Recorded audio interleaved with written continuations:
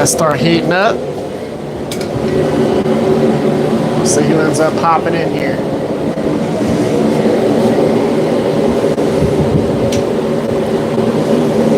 Let's do this. Let's see if I can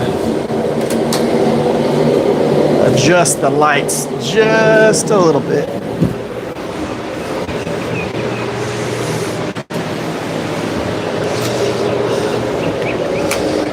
I'm here. I might not look like I am, but I am.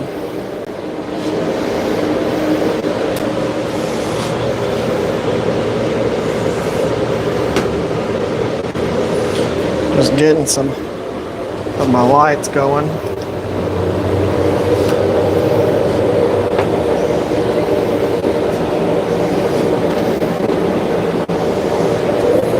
See if that works. I don't like having this ridiculously bright light right above me because sometimes it messes with the color of what I'm doing, but what's up, Doc? I'm just messing with lights right now.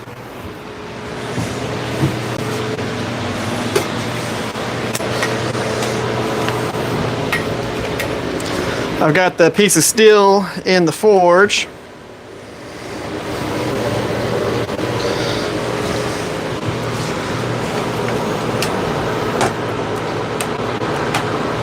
We are going to be doing another little ProCut knife.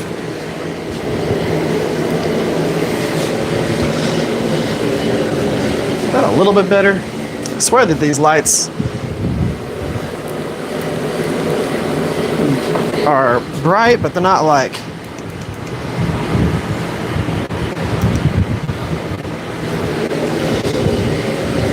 Is that brighter? Kinda, not really.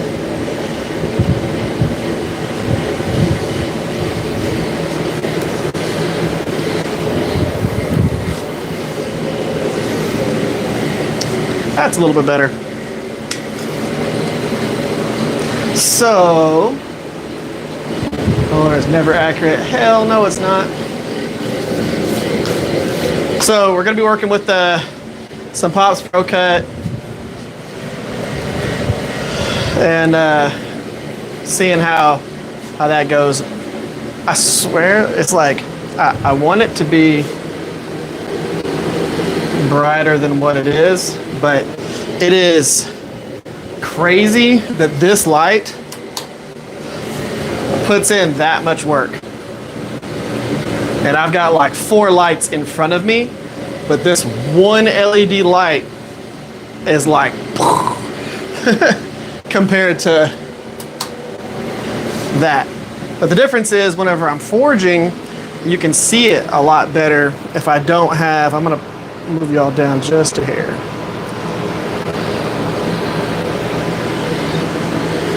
First time, yeah, I know, right? Especially on a live stream. Okay, that's a little bit too low. Trying to bridge the gap between y'all seeing me and y'all seeing this. But it's like the difference in forging temperature is wild. So we're gonna be doing a piece of 330 seconds. Pops ProCut. I've actually got the exact size of what I'm starting with already cut out in a piece of steel so that we can see the before and the after. So this is 330 seconds, Pops ProCut is what we're starting out with. And we're gonna forge out an EDC so I can do a test EDC.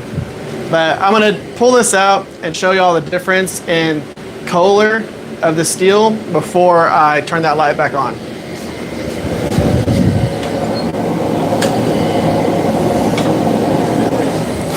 Let's grab my little hook.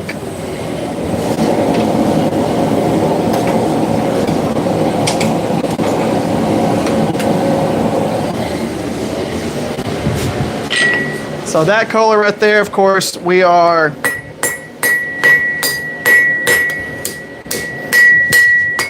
starting off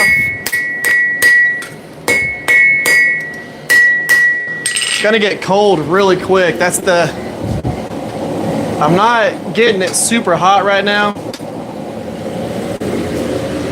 Of course, as it thins out and everything, it's already really thin, but as I start working with it, it's gonna get brighter and stay hotter longer. Broke your viewership record of the week. Nice. Hot back at you. So you said 1.3 thousand, like concurrent, like all at one time. That's freaking awesome. Hell yeah. Make sure I have my chat filter, all messages. There we go. Concurrent. Yep, that's absolutely awesome.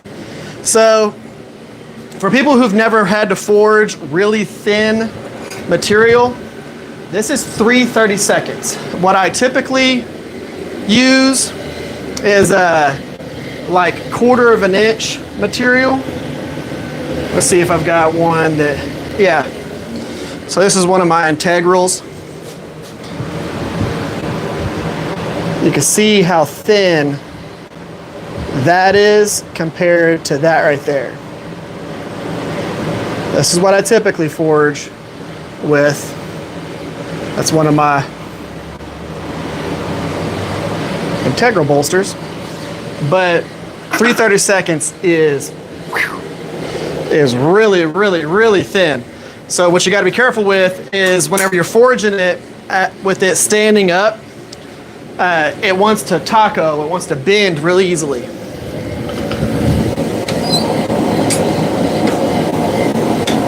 So you just got to be careful with it as you're forging.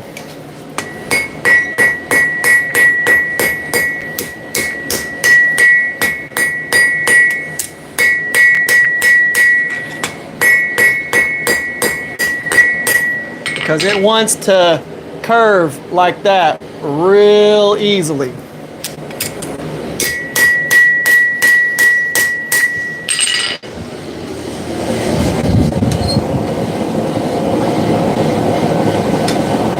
And you'll realize with this Pops ProCut, once you lose that temp, once you lose that heat, I'm turning this back on. Once you lose that higher temperature, this stuff doesn't move at all.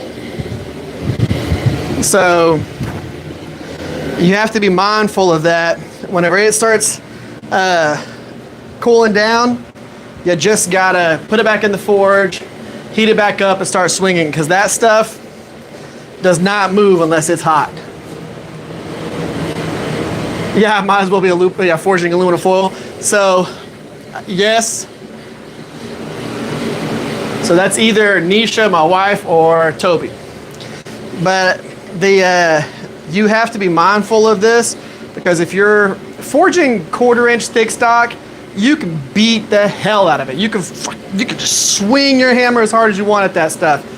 And I wouldn't say it's easier, but it is. It's easier because you don't have to be as mindful for your hammer swings, but it's harder because you gotta do more forging. With this, it's a little bit less forging and a little bit less wear and tear on your body, but you have to be way more mindful of your actual hammer strikes. What we're doing right now is we're pre-forming the tip, getting that forged down. I'm using my smaller 2 Basterds turning hammer.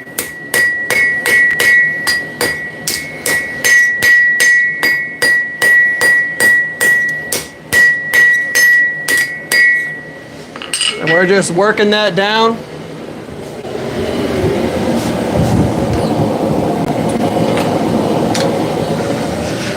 So this is a turning hammer from 2 Basterds.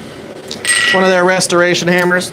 And then of course the anvil from Texas Farrier Supply and Jay Nilsson from Forged and Fire. But what we're gonna do is we're gonna work that tip down. We're gonna do what we call preform, and we're gonna bring it down to a point, and then I can go ahead and figure out how much steel I need for the handle, and I'll start the preform for that to be able to create my tang. Now, when it comes to forging knives, a lot of it is preforms. You got to get the steel to a certain point so that you can actually do your hammering techniques to finish it out. So right now, we're just crushing the steel into the certain areas that we need it to be preform wise and going from there.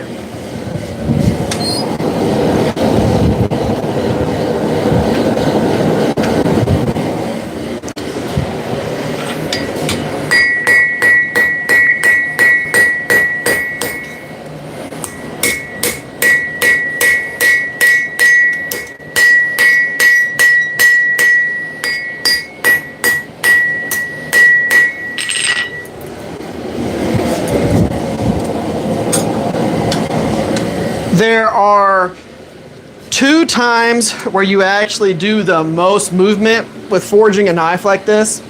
That is when you're forging in the tip preform or the blade preform, and you're forging in the tang preform. That is where you're moving the most steel, you're doing the most abuse. The rest of it is getting length and forging in bevels and doing distal tapers. That stuff isn't as hard on the steel. What we're doing right now is really compressing, going from an 1 3/4 or 1.5 inches down to almost nothing, and bringing that tip down. It just, you got to be mindful of forging, putting it back in the forge, forging, putting it back in the forge, forging, putting it back in the forge. Once we get to a certain point with the preforms, we don't have to worry as much about that because we're going to be both forging in bevels and then we're going to be planishing as we go. And that planishing phase doesn't require a lot of heat.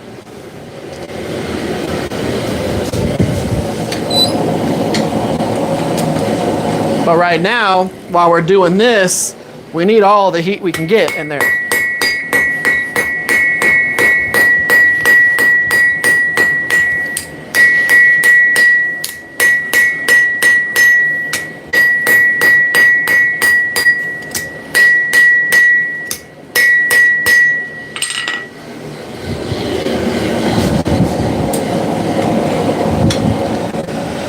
And you can see that I'm not doing huge hammer swings. I'm not taking and just taking my hammer and coming all the way up here and hitting this thing, because we're not using a big, thick piece of steel. If I was using a big piece of steel, I'd be using one of my bigger hammers and getting the hammer all the way up here. Right now, I just need to work in this spot right here just to get it to where it needs to go. We're not trying to go crazy with it. We're not trying to beat the hell out of it. We're just trying to get it to where it needs to go, put it back in the forge, pull it back out, get it to where it needs to go. We're not using a big piece of steel. We're not making some crazy, huge integral like we did last weekend. This is the Damascus integral. You can see the Damascus up here in the bolster. What's up, Peter? What's up, Jace?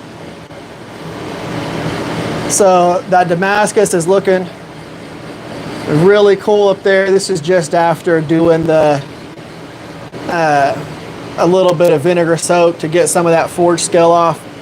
You can see the layers where they go all the way down the length of it.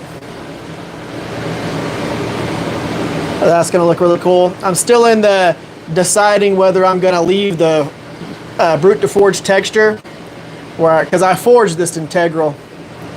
I'm going to leave the brute to forge in this section and then grind the bevels, or if I'm just going to completely grind everything away and have it be nice and clean.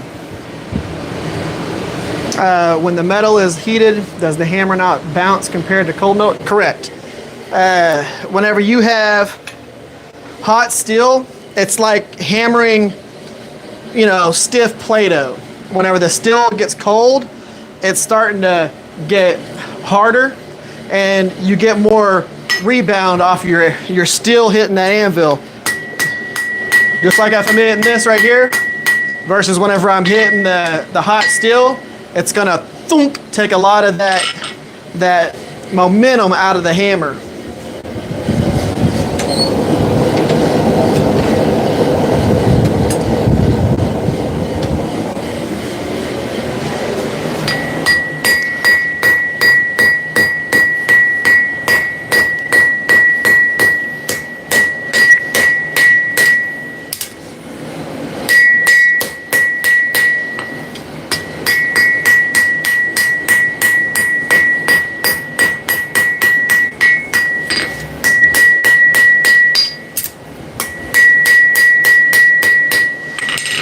you can see where we're at right now. We have forged a nice little arch down to that tip.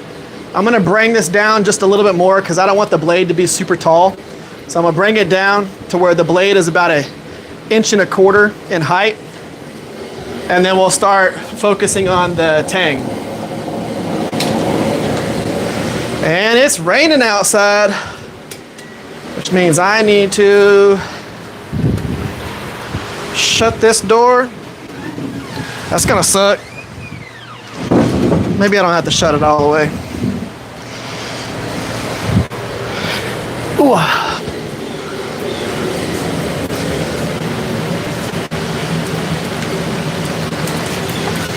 I'm gonna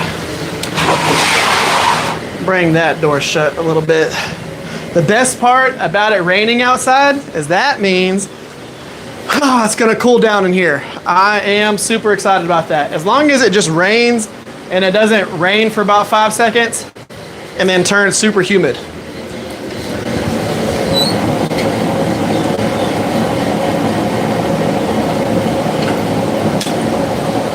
That's what sucks. But I live in North Texas, and you know how we've had our rain over the past, month or so. It's just been crazy. I'm gonna go ahead and just thinking about it, and out of both the doors that I should probably shut the one that that the rain is blowing into and not the one that the rain is blowing against.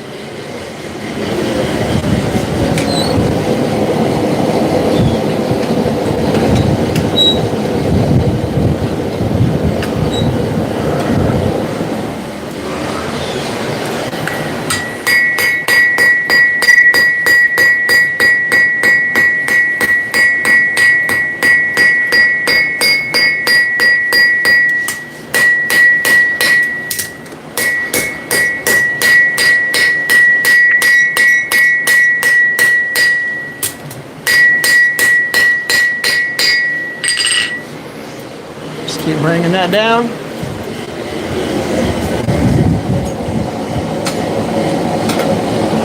So Duck, what were you making whenever you had that big subscriber count, and what were you forging? It's just sitting on the stand. These are just cleats that put pressure into the side so it doesn't move around. I've got a high durometer little pad. Looks like a polyurethane pad that's going to be going underneath it that will take away some of that ringing, but no, it's not fastened down.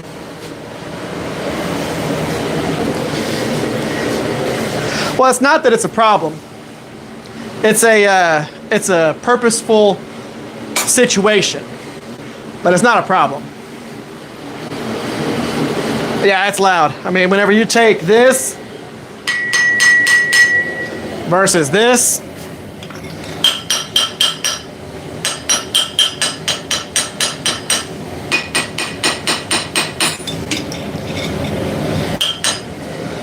there's a huge difference. But like Nisha said, this is a travel anvil, so I can't.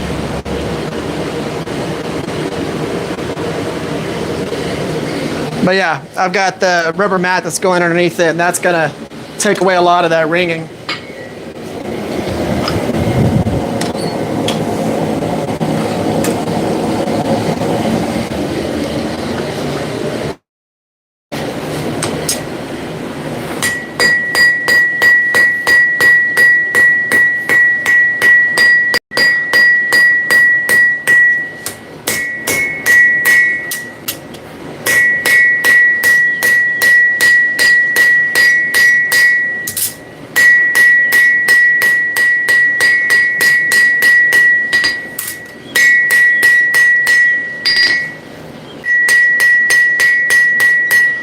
Okay, I'm cool with the preform that we have on the blade right now. Now I need to figure out how much I need for a tang. Should be good at about 1.75 inches. So, of course, I go through and put my notch before I heat it up and start forging the handle. I know that about 1 3/4, almost 2 inches by 1 3/4 is plenty of steel to get me a full-size tang. And if I decide to do a distal taper, which I really don't need to do much of a distal to this because it's already thin, but this steel is really nice. I've got a chef knife that I did a little bit ago that is just absolutely wonderful. Sorry, yeah, you gotta. You're good. No, we're good. We're good. I'm just gonna figure out a place to keep your microphone so that we can still hear you, but it gives a slight bit of distance between the microphone and the handle. Move it over. And start forging. Is it crazy loud? It's like you're getting all of the music. Ah. So, I honestly don't. I think the downside to taking it away from me. no, I'm gonna hit it above your head. No, I can put it right here. Hey, can y'all still hear me just fine? Which this kind of defeats the purpose. If I put this here, I might as well just put y'all back on. No, I might as well take this away. Here, I want to put it above your head. I mean, I want to put it above your head. what? Okay. Nisha has a plan, so I'm gonna let her do her thing. Because the last thing you want to do is argue with your wife when you don't have to.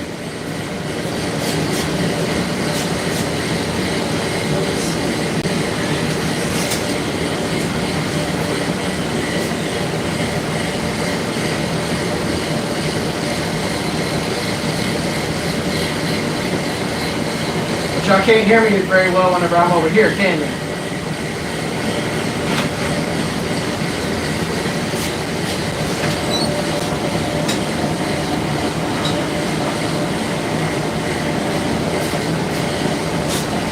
I'm gonna go in here.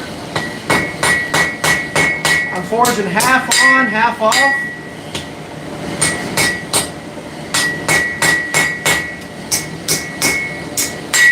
This is where you really need to be mindful. Going back and forging it flat because you're gonna really risk creating a cold shut by folding the steel over on itself. Should clip it to my man bun. What a lot of people do is they wear a hat. Or a bandana. Is that what I'm doing? Am I wearing a bandana? Oh, look at me, Karate Kid. With the man bun.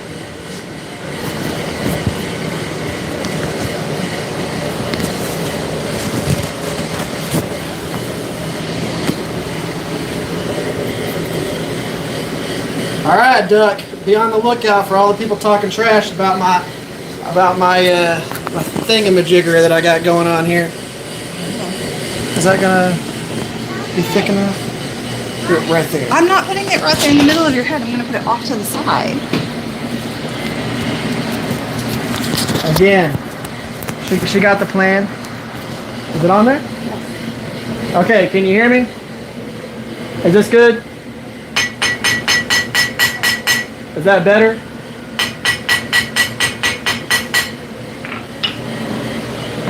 Okay. Nice, smooth, happy, sweet. Yeah, send that. Okay, cool. Yeah. See, Nisha got the plan. Again, don't argue with your wife unless you have to. Just assume that they're right, because most of the time they are.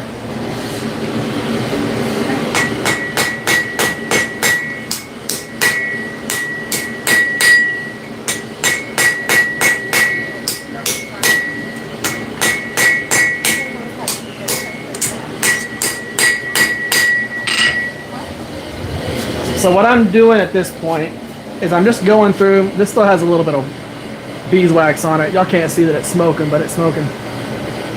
I'm forging in a notch here, compressing the backside there, and that is going to pinch this down and create a finger choil, which is the beginning to my handle.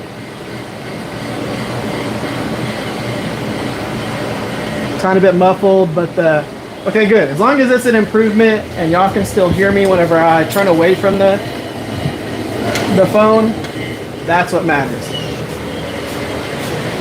And it's raining again. Okay, come on. Cool everything down. Give me some nice cool air. It's like the first time in I don't know how long that it's raining, but there is zero wind. There's not even a breeze. I'm used to getting a nice little rush of cool air coming through the shop. So he's making a knife? Yes, I am making a knife. We are forging a EDC knife. That is the goal for this live stream, is we're forging an EDC out of the new Pops ProCut.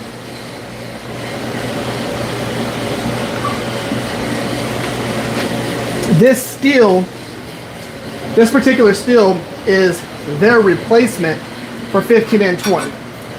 It's supposed to have a super high corrosion resistance, hardness, toughness, everything. Huh?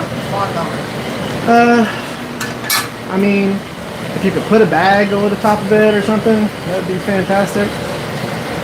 I don't really have like a bucket.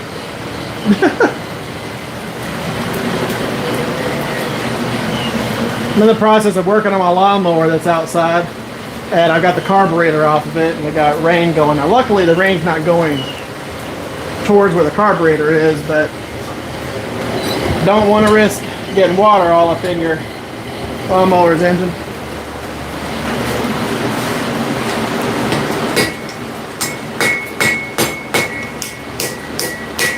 I'm one of those dads that buys or that fixes things and not buys them.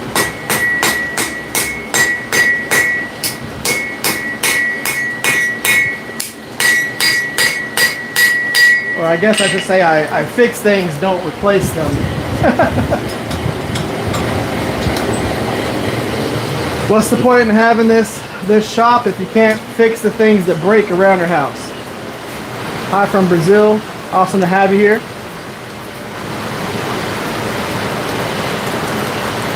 Oh, I love the mic. This has been amazing.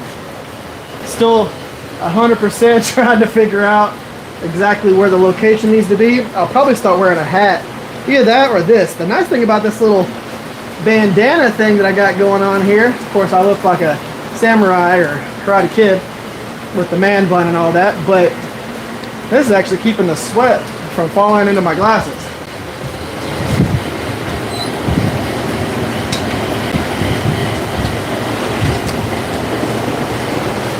How's that water filling?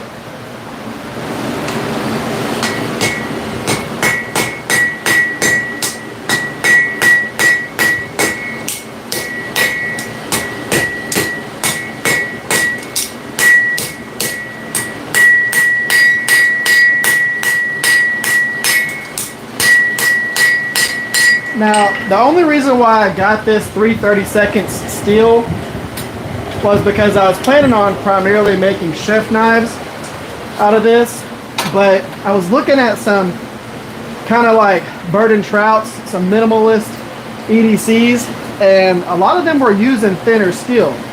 Now, by the time I'm done compressing the area that's going to be the ricasso on this, we're going to be just over 1/8 of an inch thick, which is going to be perfectly fine for this type of EDC. It's not meant to be super fat or wide.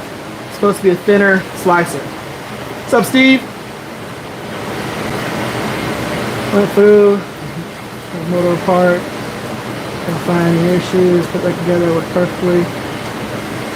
Yep. Sometimes that's all you have to do. They have the M3, I think it's the name, which clips on instead of magnet. Yeah, so I actually, this came with all of those. This has the clips, the magnets, the everything. I just like the magnets, but I have the clip is actually a magnetic clip. So you just replace this magnet backer with the magnetic clip that goes on there. So you use the same mic. So I can use either of those. I like how you have, is that your mom's phone? You have it covered up so that it stays dry. Are you watching the live stream? Daughter just came into the shop, got her rain boots on. What's up, Steve? Yeah, it came with literally everything that I could have imagined needing. What? Well, I'll check it out here in just a second, babe. What's up? Are you talking to her?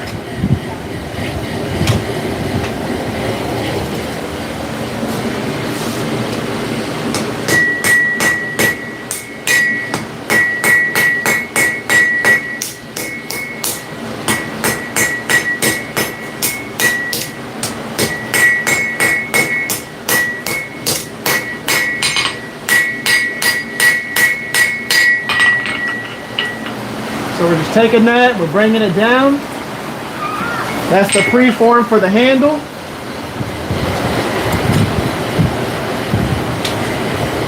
That's the beginning of the preform for the handle. We're gonna flood. You think? So a lot of water getting dumped. Yep. I'm debating on shutting that door so that, because you're bringing the water kind of into the shop. Oh, I'm sorry. I'm I keep looking for a moment for it to slow down so I can go to the house, but now our daughter has decided to join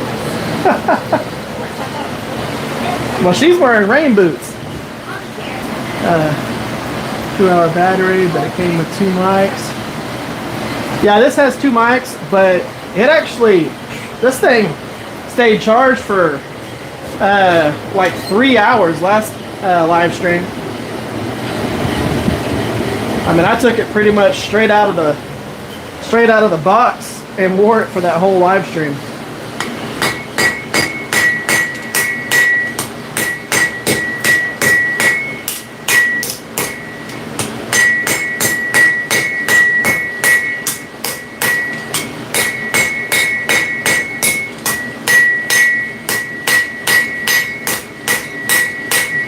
So the reason why I'm forging this the way that I'm forging it, I've got, this is going to be the cutting edge right here. I got that hanging off the edge of the anvil. This bottom edge is on the anvil, and I'm forging back here so that the height stays the same. What happens is the cutting edge just keeps going down past the side of the anvil and doesn't get compressed. Just the handle area is what gets compressed. What's up, Arlen?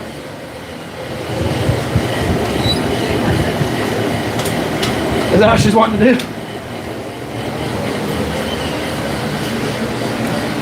Is it saying that we're going to flood? Or are you just assuming that because of how much rain's coming down? Oh, living in Texas with all this rain.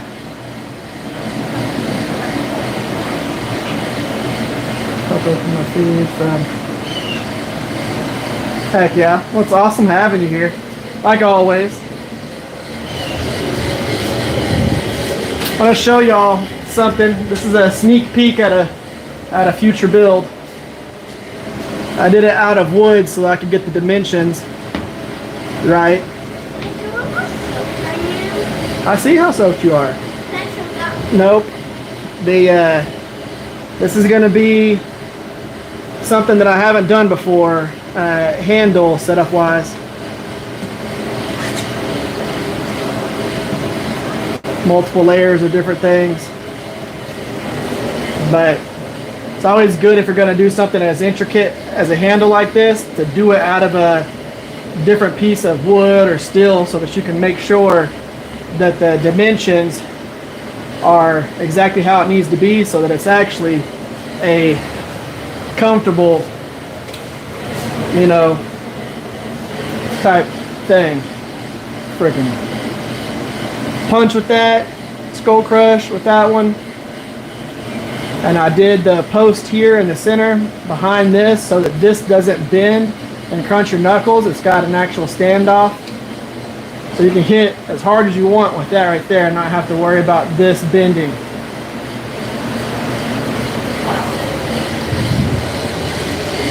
It might be for a certain challenge duck. I don't know. It might be. Not like any of those guys are watching this. I know what I'm doing. Haven't got around to doing it. See, mine was just getting that, figuring out exactly what I wanted to make, creating a version of it, and going from there. So I'm going to go ahead and actually start working on the back side of this.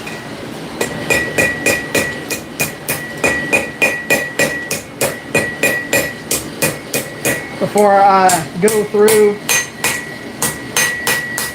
and finish compressing. So what I'm going to be doing is I'm going to be forging in between the round side of this hammer, flat side, round side, right behind the end here on the horn over here, and it's going to take this and turn it into like a little mushroom head instead of creating fish lips.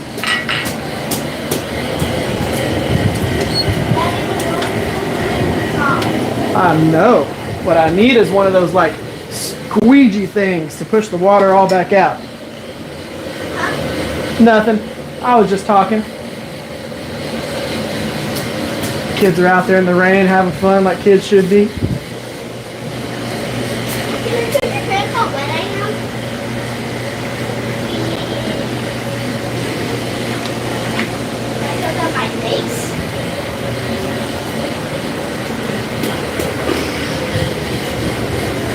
Let's see here.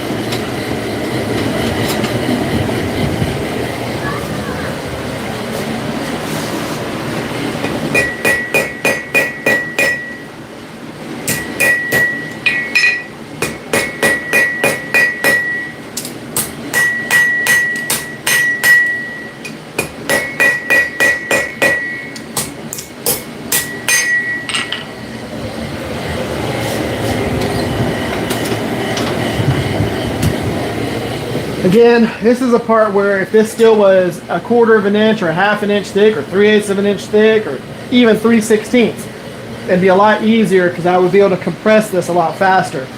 If I start swinging after this, it's just going to go and turn into a taco. We don't want that to happen.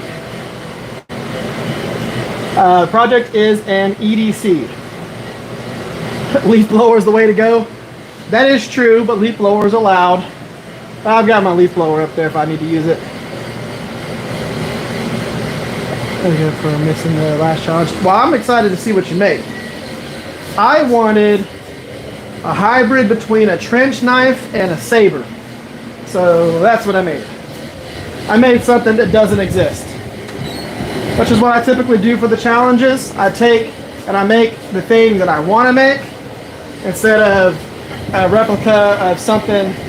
I go, what would I want if I had the possibility to be a blacksmith in that era?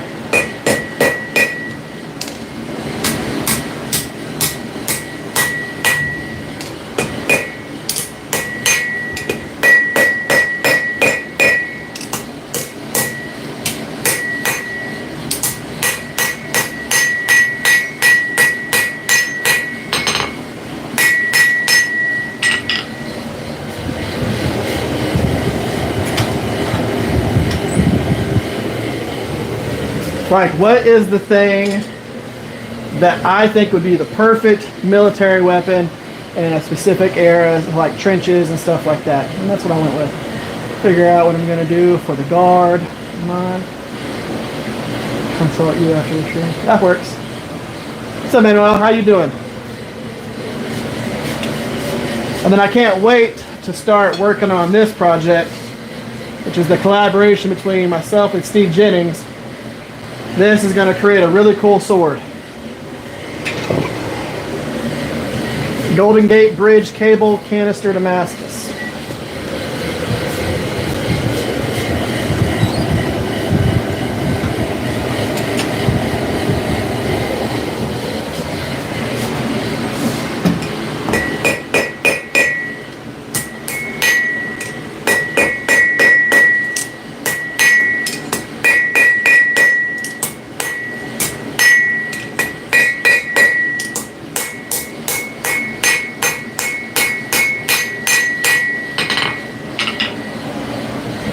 See, we're bringing it down.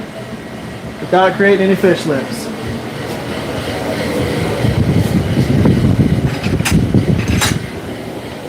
And I'm gonna do follow off this backside.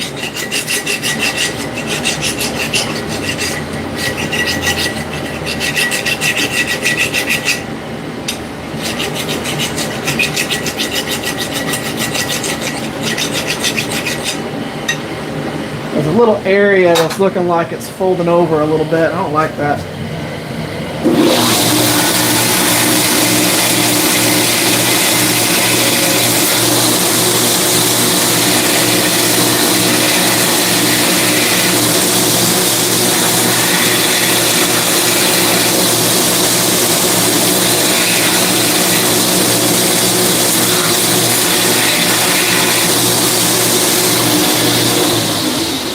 Because I'm going to be forging in a distal taper, the last thing I need is there to be a little pinch of steel folded over into that back section, creating a cold shed, that whenever I finish grinding the tang, because I always forge it as thin as possible to get that distal taper, and then I'll still go through and grind it flat a little bit to make it perfectly flat. And if I end up removing the little sliver of steel that's holding that flat over, I'll end up with a little divot in the back section, and then I have to grind it even more from both sides to get rid of that divot. I don't want that to happen. So that's what I just removed. 8 mini EDCs on the go right now. A couple of mule ear boots. Heck yeah. Me trying to deburr. Yep.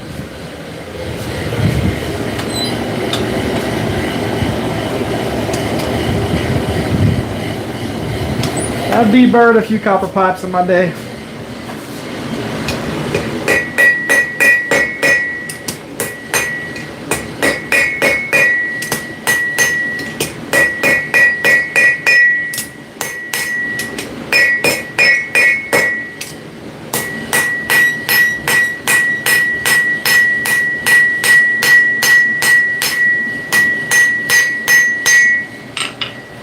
So, as you can see, one of the things that happens whenever you're doing this type of profile, let me turn this intensity down just a little bit and those lights. Okay, so you can see it has a little dip right there. If you wanted just to get a nice preform for a handle that had some nice palm swells, you could do the same process. You just don't pinch the back section down like I'm going to end up doing. But you can see we have a nice rounded in, zero, Pac-Man, fish mouth. But if you wanted a cool contoured handle, you could do the same process where you forge the part that's going to be your index finger and your middle finger on the flat of the anvil, and then you come over to your horn with the round side of your rounding hammer, and you just compress that back side down, and you end up with almost a Coke bottle profile on the handle. Looks really cool. So basically, if I was to just compress this down a little bit more and then do my distal taper, I would have a really cool handle profile. But I've got a specific handle profile that I do on my bird and trout knives, which is why I'm going to change the profile a little bit.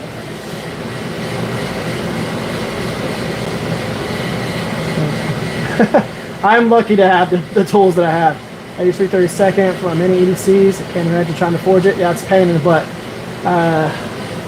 Is that, you pronounce that Johan, John, Sarah, Brendan? Hi, back at y'all.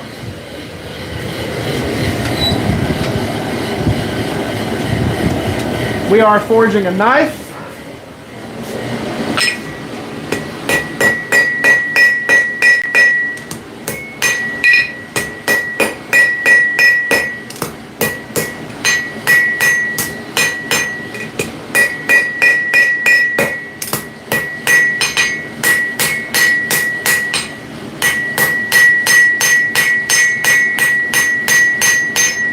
The thing is, if you're forging 3/32 thick steel, which is really thin, you just got to be precise with your hammer strikes so you don't accidentally screw something up.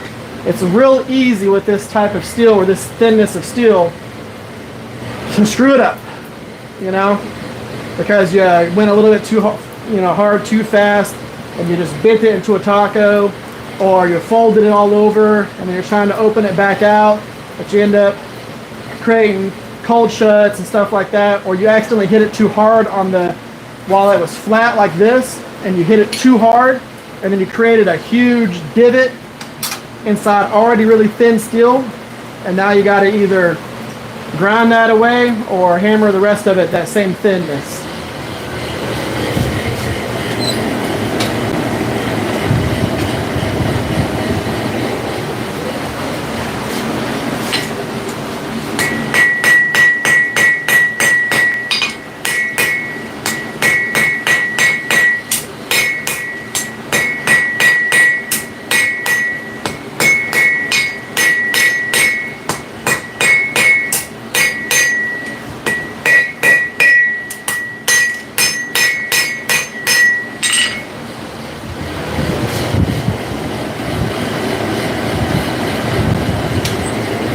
Once I get the preform where I want it, I'll go ahead and grab it by the tang and then forge out the blade to where we want it.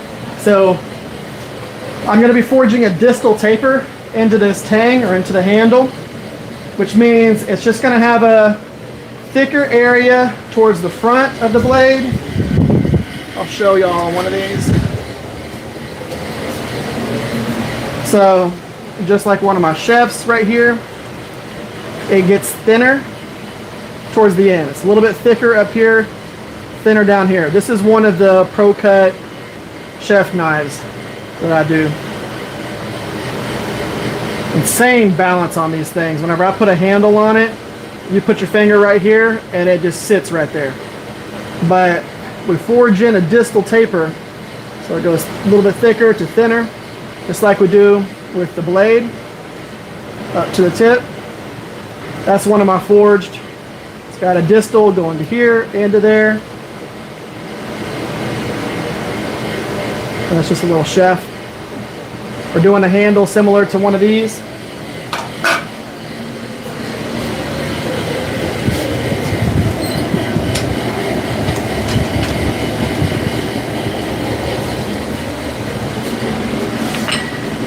So now I could take that end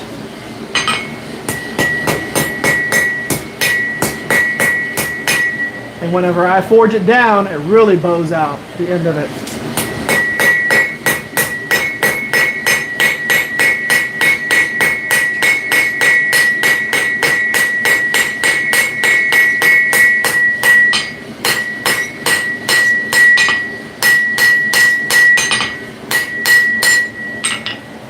And now we have it brought down.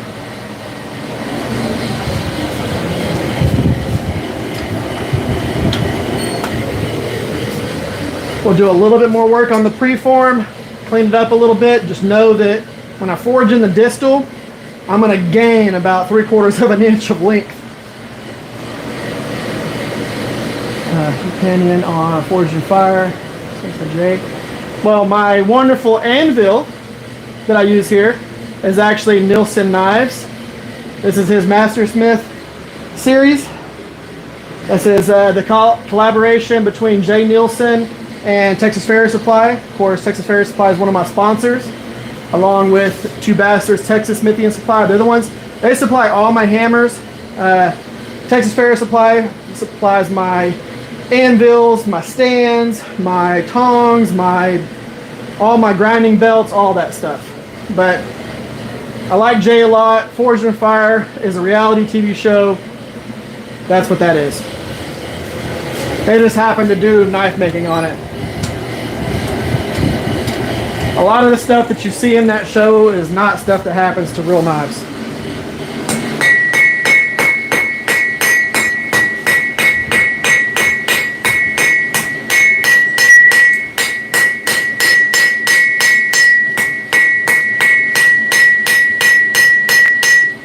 And I'm friends with all the judges. So I know.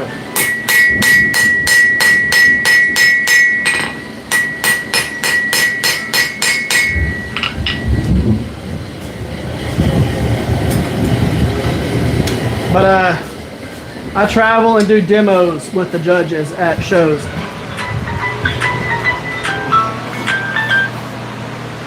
And so like I've got a show coming up in November where I'm one of the,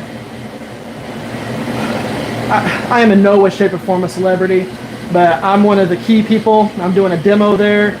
Jay Nilsson's doing a demo there, and Doug Marcato's going to be there. I also go to shows and do the same thing with David Baker and the other guys.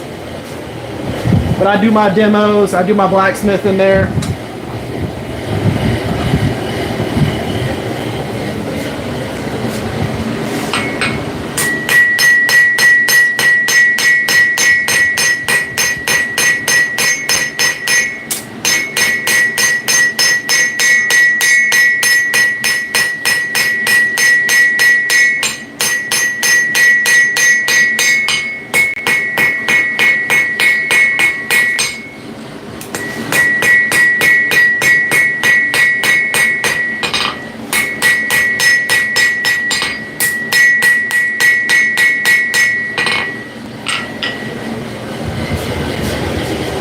See, we're looking like on the tang there, just bringing it down. I am going to pinch this a little bit more.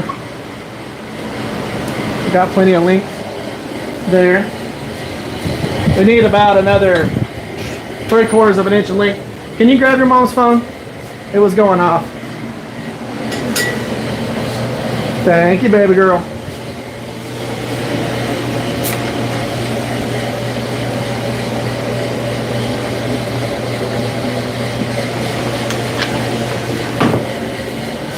And it has been nice not being 100-something degrees in here. What's your strategy if you were to do that? My strategy is doing what I already do. What? I will go back in the house with the phone. So my strategy would be to just do what I currently do. Forge as close to the finished product as possible.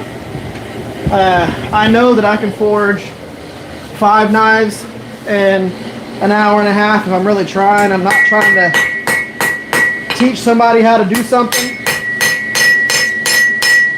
So I'm not worried about that at all.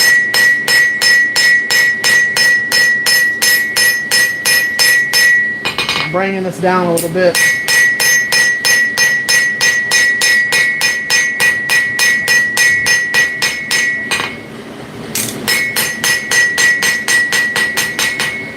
Okay, so that'll be the forge the rest of the way after I get the blade done. So whenever I'm doing these live streams, this is the slower part of me doing this. If I was going to forge and forge in fire, it would be, like I said, get it as close to the finished product as possible. Right off the bat, barely have to grind it. Make sure you heat treat it right, so the guys that go on there and pull their blades out of the forge and try to do at least a normalizing cycle or 2 before they quench it is always the preferred. So make sure you pull that out of the forge, get it to cool down as much as you can outside of the forge, put it back in, bring it back up to temp a little bit, cool it back down, bring it back up to temp, quench it. That way you actually have those grain refinement cycles. Even if they're not the perfect ones, at least you did some of them. That way it doesn't break. And then you do an easy handle. Do not do something complicated. Do not do a handle that's too big. Do not do a handle that's too small. Do not make a broomstick handle that's, super round like that, because I'll tell you, one of the #1 reasons why people get eliminated from that show is that the handles are not comfortable. I can guarantee you right now, you go and you watch every single episode back to back to back to back to back to back to back. If their knife didn't break and eliminate them, it was because their handles were uncomfortable. Whether they had a pin sticking out, a gap, it rotated in their hand. You could have somebody get edge damage. And even as long as their knife still sliced in the next round, the person who had no edge damage but had an uncomfortable handle would go home. So either sharp, grain refined, forge it as fast as you can, as good as you can, so you barely have to grind it, and you hand them over a really good looking knife. So I've also seen that too. You get eliminated because you handed them an ugly piece of steel and called it a knife. What's up, Coulter? And so it's just things like that. Again, I'm friends with a lot of the judges, so I don't know. I'm not saying that that helps at all, or it would help, but I can tell you right now, the season that's airing right now is, those are episodes that were released or that were filmed like, those episodes were filmed like 2 years ago.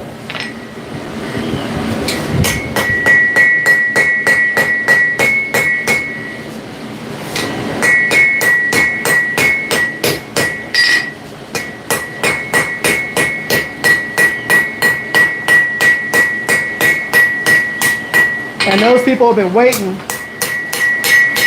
this whole time to be able to have their episodes released.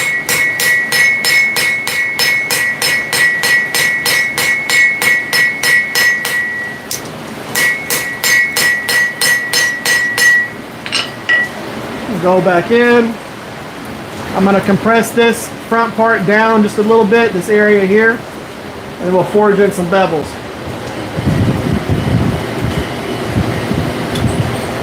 But yeah, a lot of those guys have been waiting for their episodes to air for years now. Do you use wheat pole attachments on your anvil? I do. I use a lot of different attachments.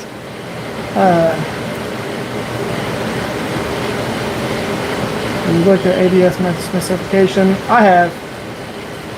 So when it comes to the ABS stuff, that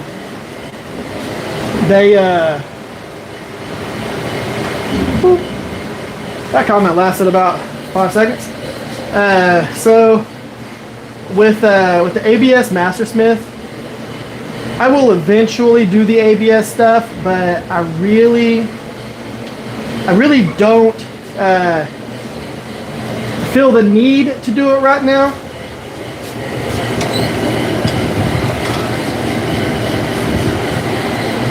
I don't really focus on Mastersmith style knives.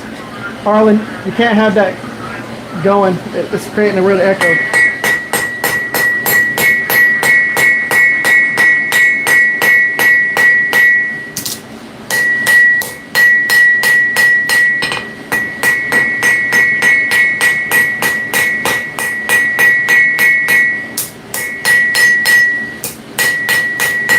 My daughter brought the phone that she's watching me do this on in here.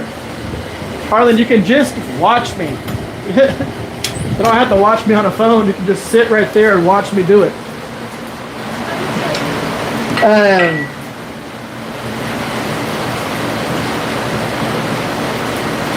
Difference between Mastersmith and everyday knife. So you have regular knife makers like myself, then you have Journey Smith makers, and then you have Mastersmith. So it just goes knife maker, Journey Smith is the in-between.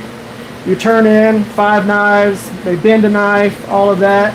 Make sure you're a good knife maker, make sure you can turn in clean knives. And then you wait a little bit and you do your Mastersmith tests, which is more complicated knives. And a Koyan dagger and all that. So you have those, but it is it has its politics in it. But I don't make Mastersmith style knives. And what I mean by that is a whole bunch of buoys with guards and stuff like that. I don't make those knives. I don't make knives that have a whole bunch of guards and are satin finished And I don't make a ton of buoys, stuff like that. That's just not me.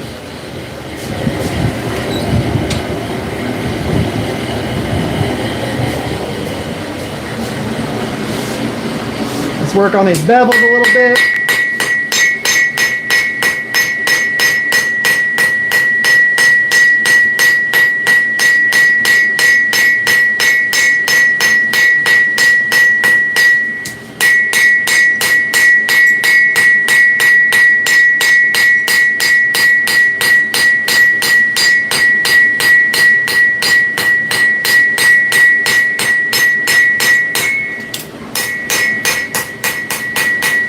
What we're going to see happen is as I start forging in those bevels, this tip is going to work its way up, and this is going to end up rounding off like that.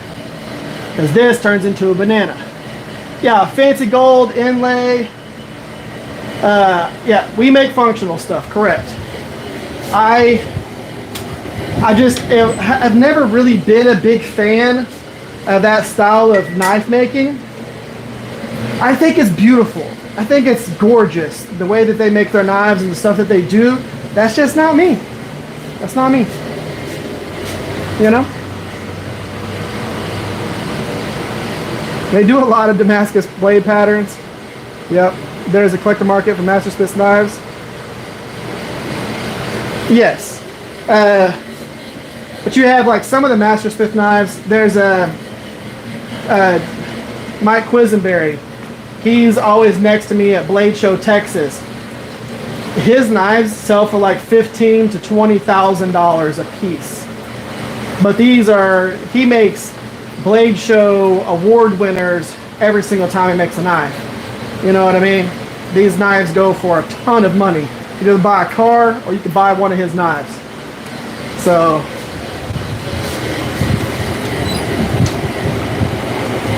that's what you would say is the difference between our stuff.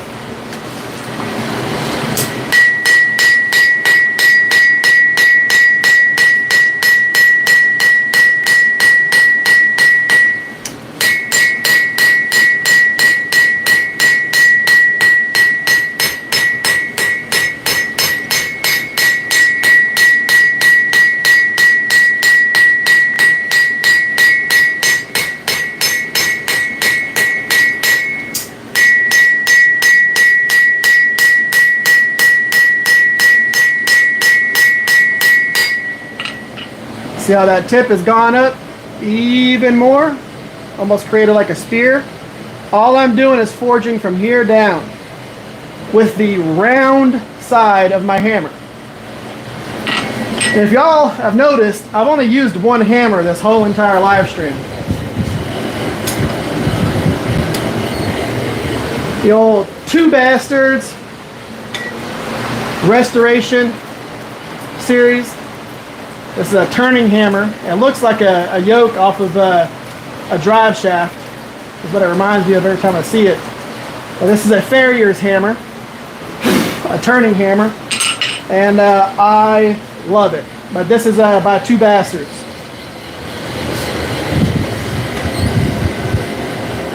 My main channel sponsor.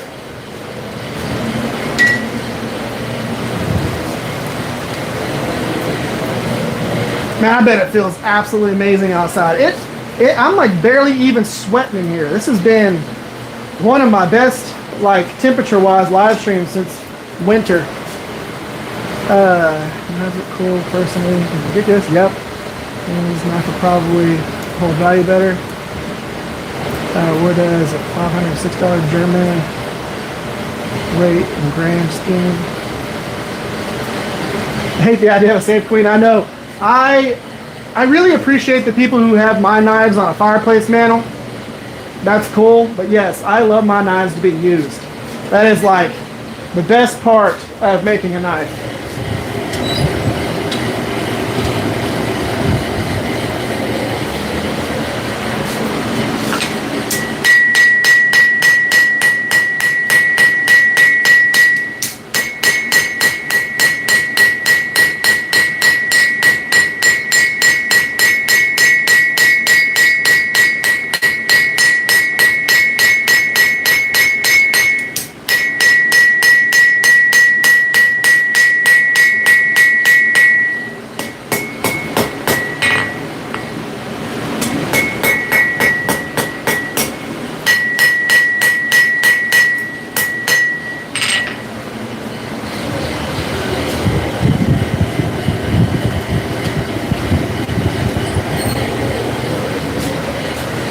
I'm going to take this and work on those bevels a little bit more, and then I'm going to flatten down the spine. And what that's going to do is it's going to drop the point down just a little bit, and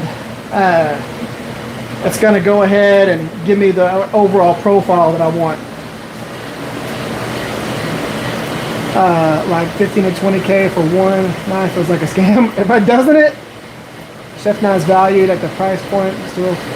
So yeah, it's whenever you think about a chef knife, a high-end one, the actual blade geometry,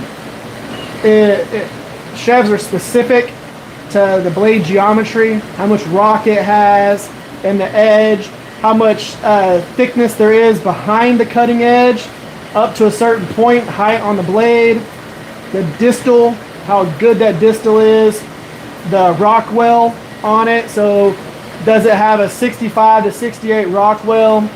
Like holding the edge for a long time, but the edge is thin enough so it sharpens really easy. Handle geometry, weight, balance.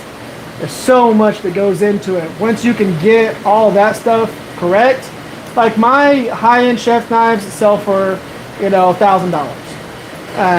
I'm not selling a $15,000 chef knife.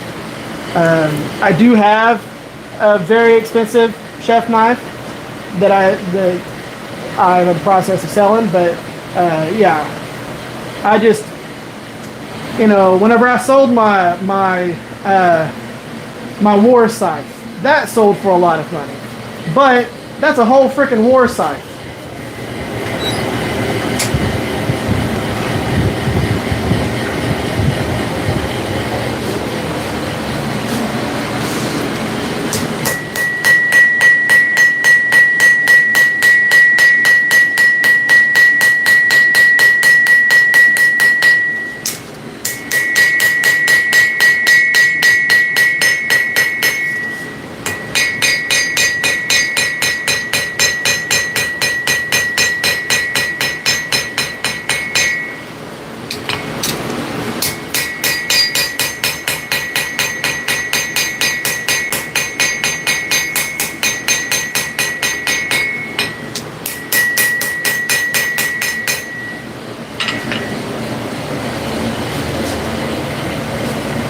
Well, not perfectly straight, but I've got that edge pretty thin right now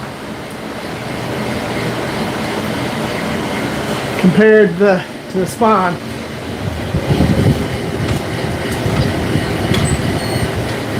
So what I need to do now is go back to the flat side and just kind of planish that whole blade together.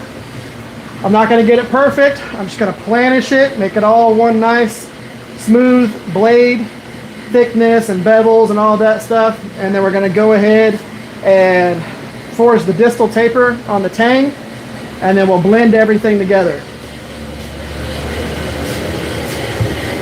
You want to get the blade at this point up to about 80-85% done, and then work on your tang, get that to about 80-85%, and then blend everything together so that you're about 90 to 95% finished before you go through and grind anything.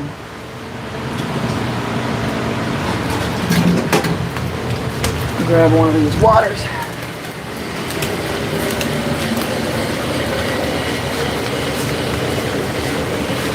I was planning on jumping in the swimming pool after this. Probably just stand outside in the rain.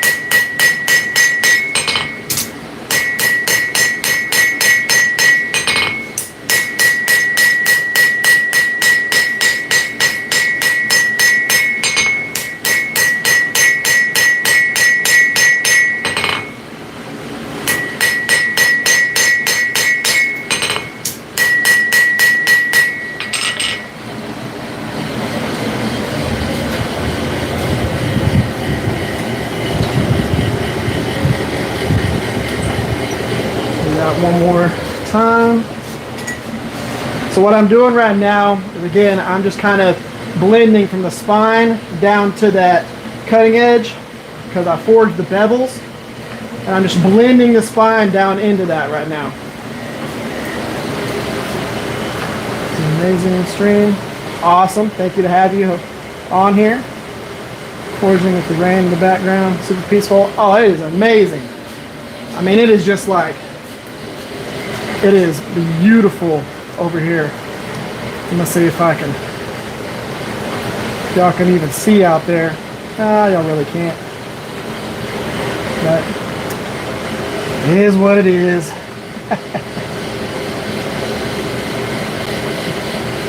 Make sure y'all are still in frame here. I got this new little mount that is a cool arm with a whole bunch of joints and all that stuff where you can move everything around. It's been nice.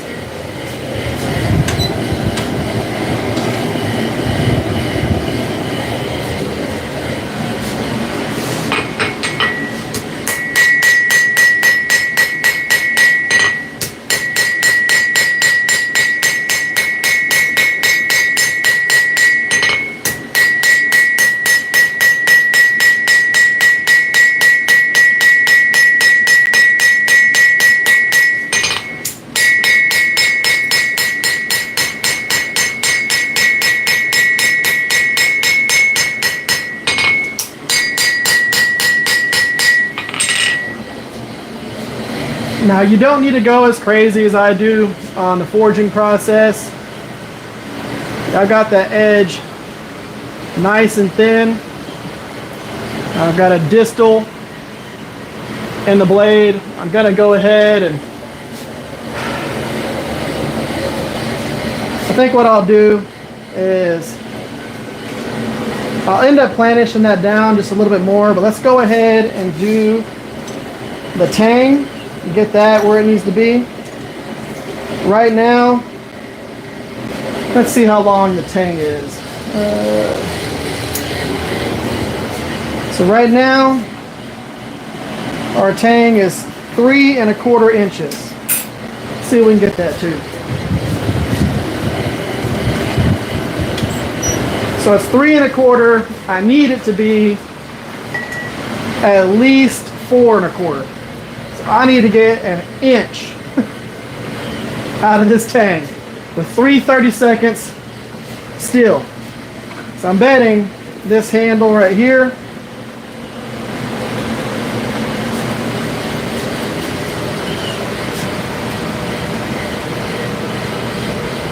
we're setting it right on top of here, about 4 1/4 inches.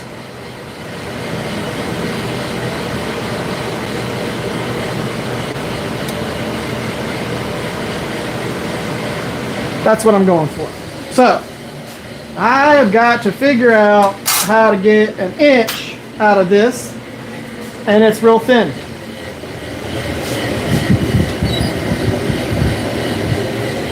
But the deal is, we're gonna do it.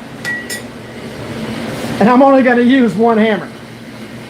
I'm not using a cross peen, a straight peen, any of that.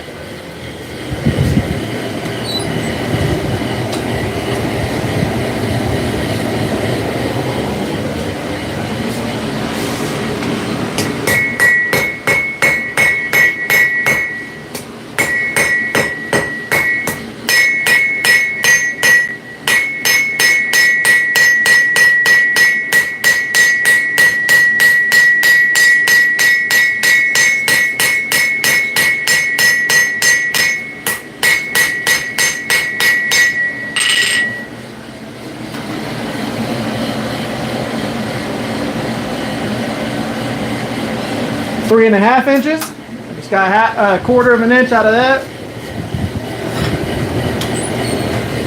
I need 3/4 of an inch more.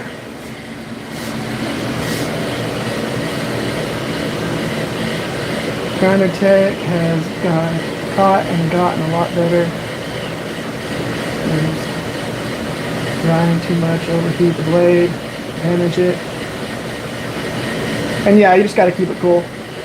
Like I grind my chef's knives after the heat treat process. You just keep them cool.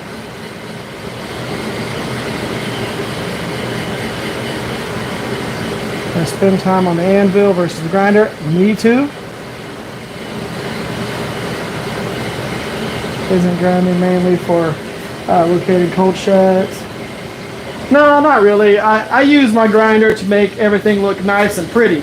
So like whenever I'm grinding in my bevels and doing all that stuff, that is what you get a really good looking knife. Or that's the way to get a really good looking knife. So like, this is dusty. I need to end up finishing this thing, but like this right here, this was a full forged profile. This whole ring is fully forged, no grinder on any of that. But then you have bevels, nice and shiny, ground in bevels. That finishes that. And no, the bladesmithing is not my full-time gig. I work for Pepsi too. So I work for Pepsi and I do this.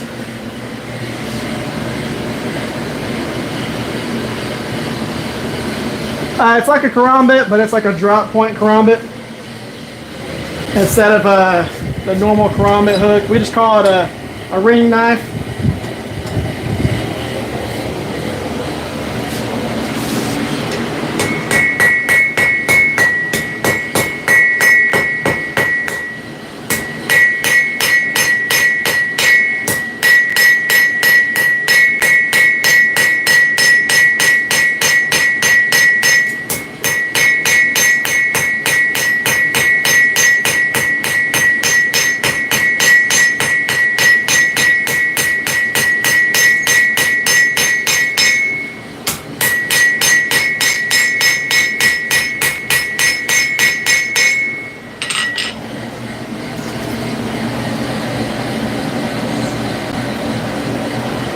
We're at 3 1/4 inches, and you can see we're starting to get that distal taper in there, where it goes thin to that edge or that tip.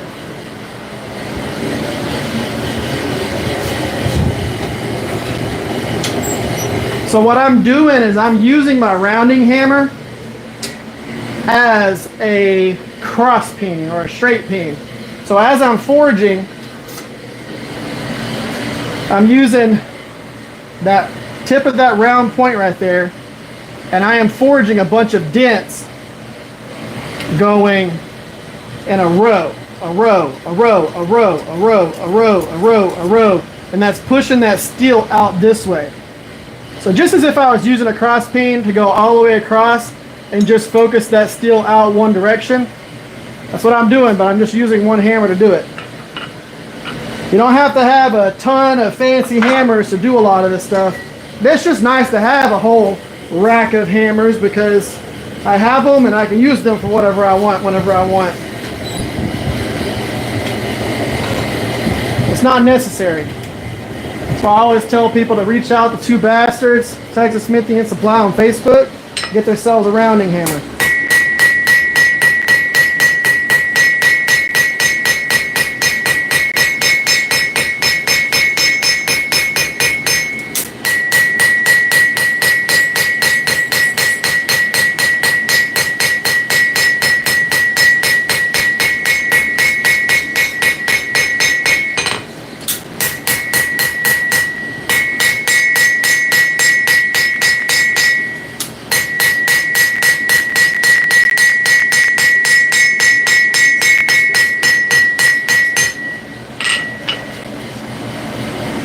And that's not the actual full profile. It's going to get more length as I forge the actual profile. 3 7/8.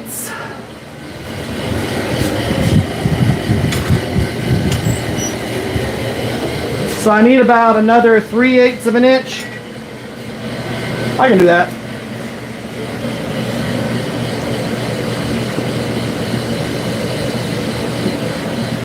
Whew. See what y'all are saying here. So I do merchandiser slash sales stuff.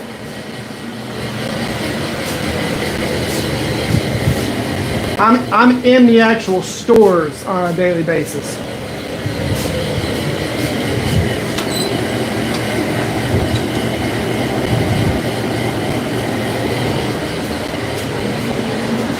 But I don't drive a truck for them.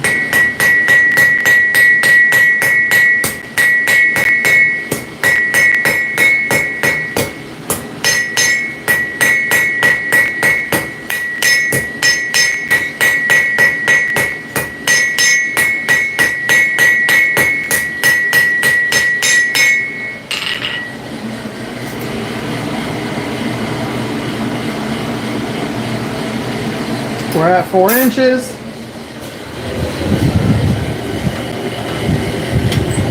Need that extra 1/4 of an inch. We'll be golden to planish everything together. I think I'm the only one here who's full-time. Yeah. Of course, if I was your age, Duck, I'd be a full-time bladesmith.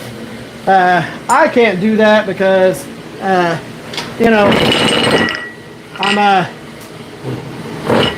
a dad, a husband, I got 3 kids. I got car hobbies and knife hobbies and mortgage and all that stuff.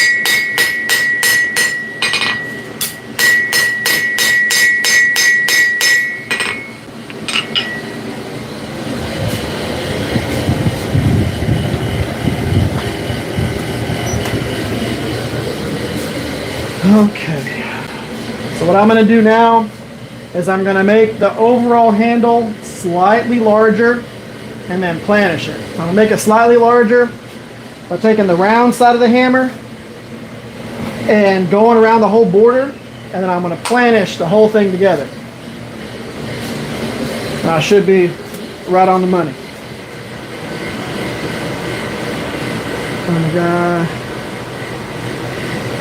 Yeah. Steve, yeah, machinist.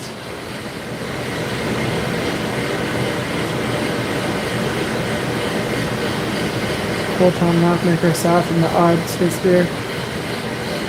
Nice. What'd you miss? You haven't missed a whole bunch. We're just working on getting everything lined in right now.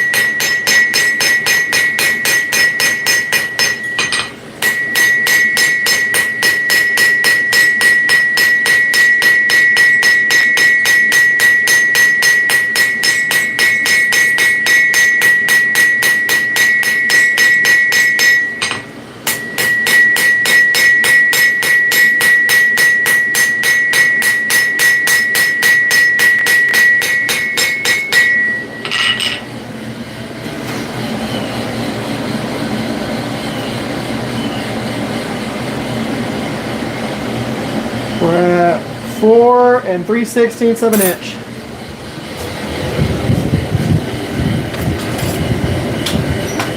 Nice. Heat it up, planish all that smooth. We should get that extra 1/16 of an inch off of that, and then I can go through and planish everything together, make sure everything's nice and even, that it goes from a nice thin tip of the tang to a nice thin tip of the blade, and then a little bit thicker right there at the ricasso, and just taper to both ends.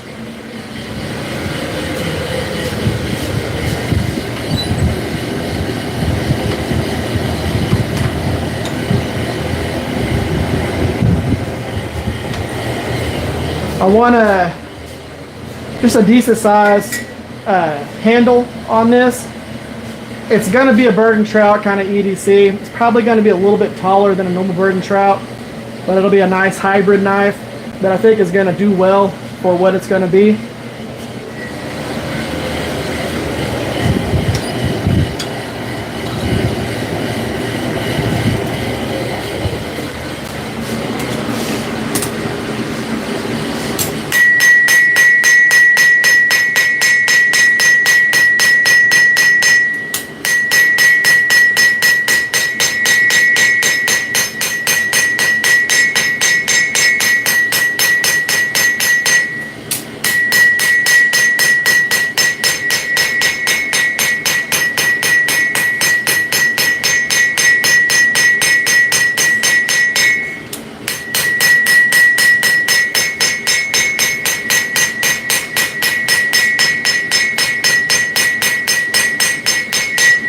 Remember, we're planishing.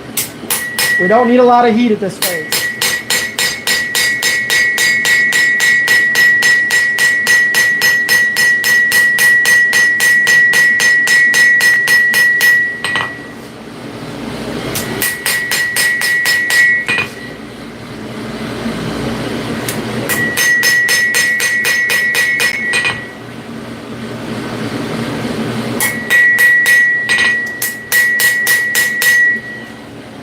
Okay, we're going to heat it up. I'm going to keep the handle as the hot part right now because I'm going to planish from about, so I'm going to be holding the blade right here. I'm going to planish from here in this area up into the tang, so that what's going to be my ricasso and all that has, so from the flats into the ricasso into the tang, have a nice uniform thickness, so that when I grind in the bevels, everything looks real nice up in this area, and I don't end up with two completely opposite bevel heights because of the forge process. Sometimes what happens is, I'll show y'all on a blade here in just a second.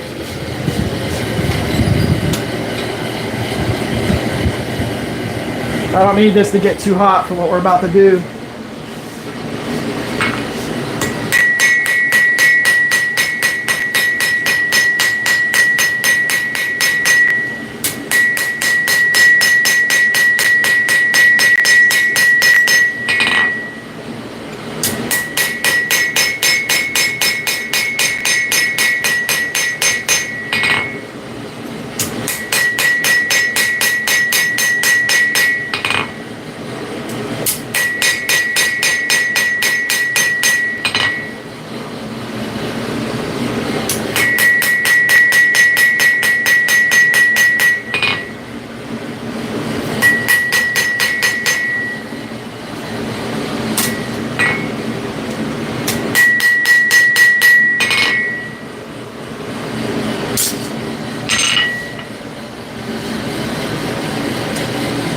Heat up the blade section, work on it.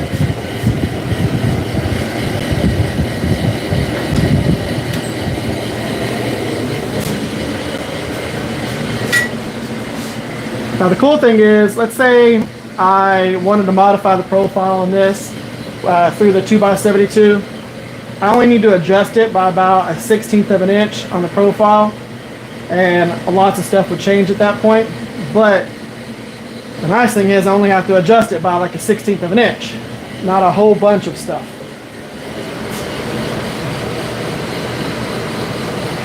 The ring and anvil changes as you forge. It does.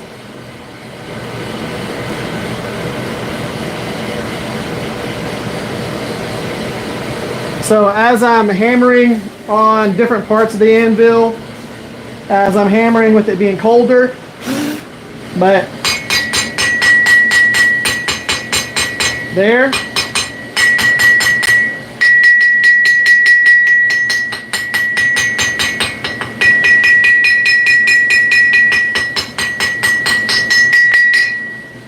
really depends on where I'm hitting on the anvil, whether it be here, here. Now the thing is when I get closer to these hardy holes right here, Pritchard hole and the hardy hole, it's going to ring more because of that noise bouncing around inside there versus there. And then right here, you have this big logo thing and recess right here. So that's going to give you some of it right there. Plus you have the dip in the legs. And you're up here, you have a big chunk of mass right here all the way down through the leg.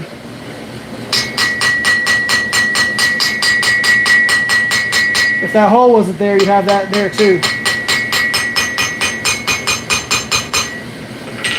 Yep. Yeah, and it's going to be a lot quieter whenever I put that piece underneath it.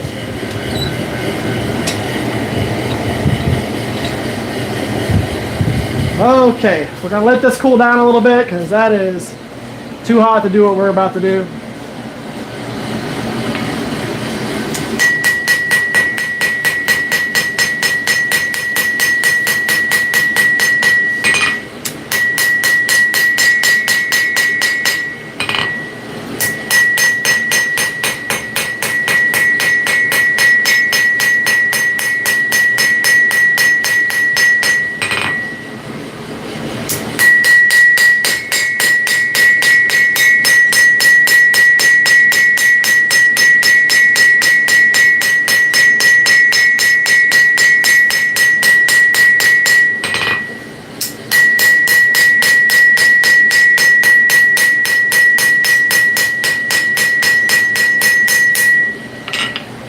Back in.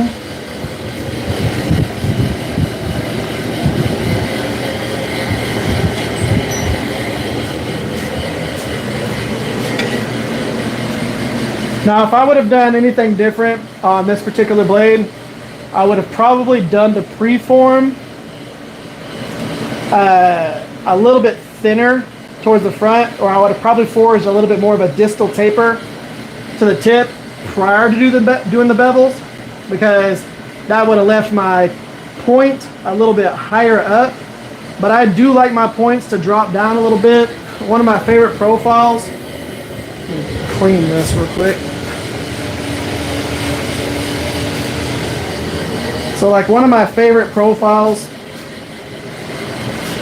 is that profile right there. So for like my EDCs, stuff like that, like I like a little sheep's foot kind of profile.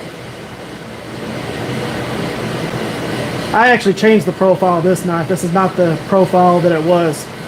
I took it apart, changed the profile, redid the bevels and the little, you know, swedges and all that stuff on it to be the profile exactly like what I wanted. I love that profile for everything. It's kind of like a sheep's foot, yep. Just has a little bit more of a belly. But that right there,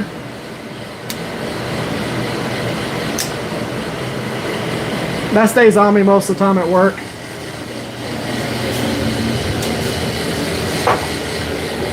But me personally, I like that kind of Warncliffe, sheep's foot profile.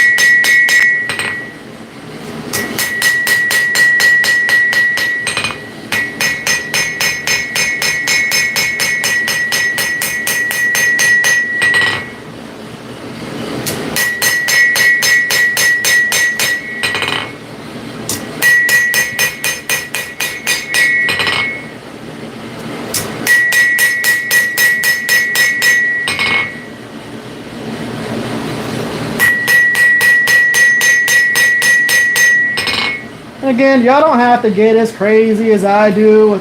I say this all the time. Y'all don't have to get as crazy as me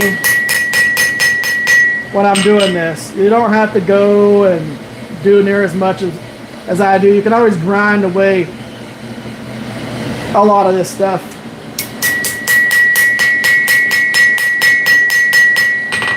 But if I have the ability to do it, why not do it?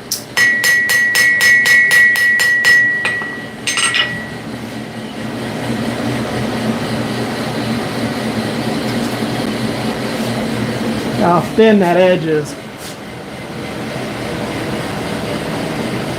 Y'all can even see that.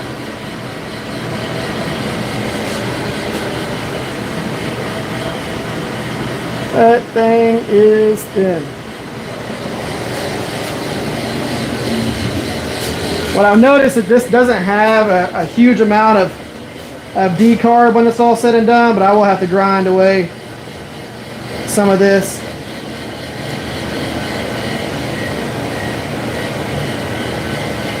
Just under a 1/16. So I'll put it back in the forge. I'm going to grab it with the other set of tongs.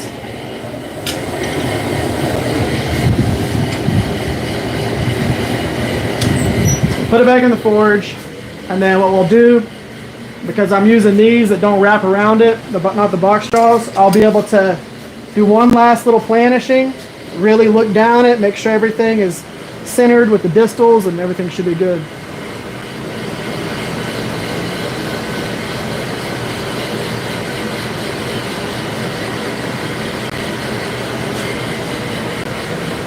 Talking about my tattoos on my shoulders.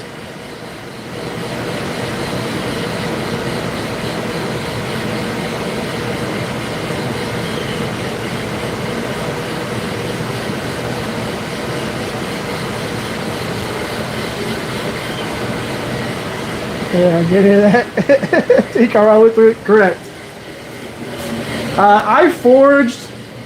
So the this is how thin. This is how thin these are. My little chefs that I did. See how thin that thing is? See how straight that thing is? You can line up the end of that tang with the heel. Heel. Distal taper on the tang. And that has a very thin edge on it. And whenever I heat treat it, it's perfect. Do you ever blast the scale off with water? Yeah, I do. I do that, or I'll use vinegar. But yeah, I'll put a little bit of water on the anvil. Pop, pop, pop, pop, pop. Pop it off, or I'll use a wire wheel. That's what's on my angle grinder up here right now, is a wire wheel.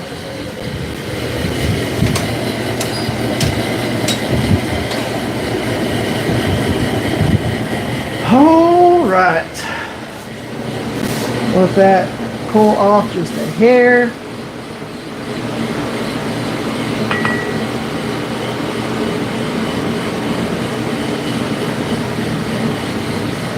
Damn, I'm pretty much exactly spot on right now.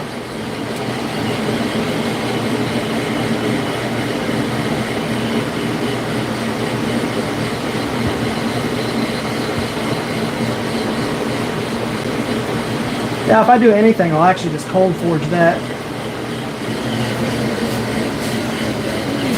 This is where we're at right now. So you can see, there's the tip of the tang. Tang. Heel. Tip.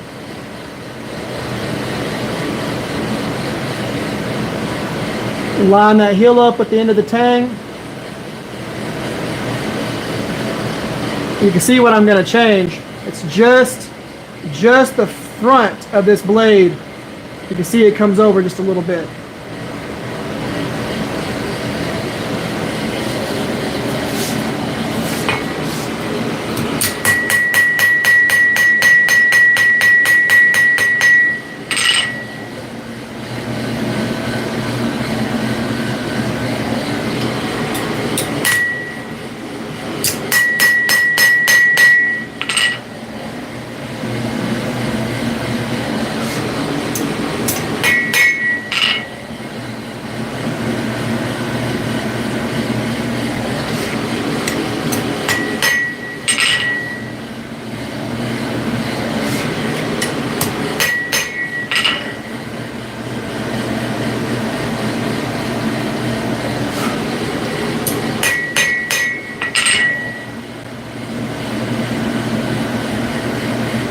I'm good with that for now.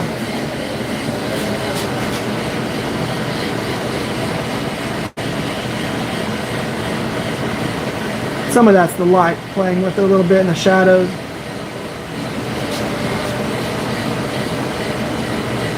So that's where we are right now. Whenever I clean it up and everything like that, I am going to mess with the tip and the cutting edge just a little bit, bring it up to more of a point.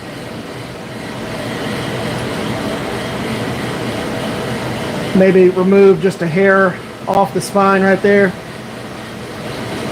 But I'm going to have to do almost no work with the grinder. We got our handle length where we wanted it.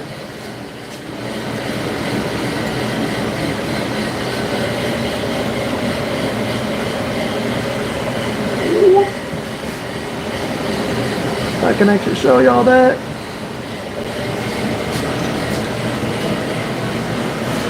Because, like, how do I show you this without burning my finger?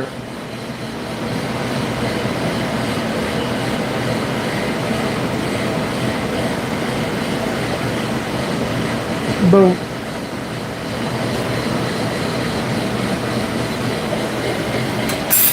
And remember,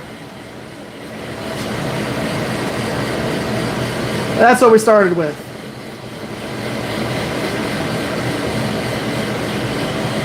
Double the length.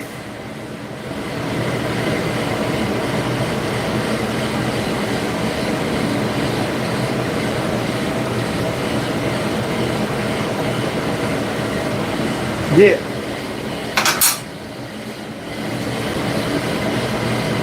But I'll go ahead and do a round of annealing on this.